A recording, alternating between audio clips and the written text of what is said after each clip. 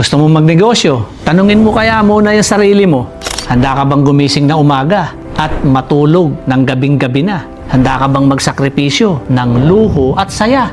O baka naman gusto mo lang ng madali ang pera? Ang negosyo, hindi yan para sa mahina ang loob. Hindi yan para sa madaling sumuko at puro reklamo. Kasi kung gusto mong magtagumpay, dapat matibay ka. Dahil walang negosyo na hindi dumaan sa hirap. Sa una, lugi. Sa una, kulang.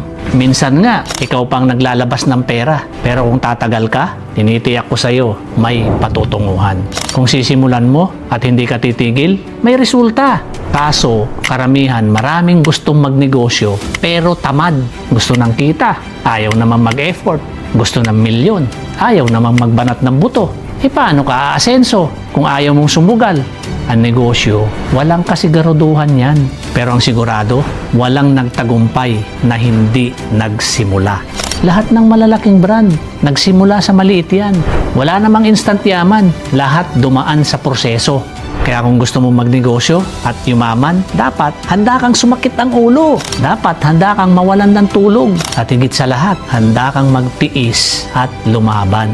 Real talk lang, mga ma'am sir. Negosyo, kaya mo ba talaga? Kung hindi ka handang magsakripisyo, huwag mo nang simulan. Mapapagod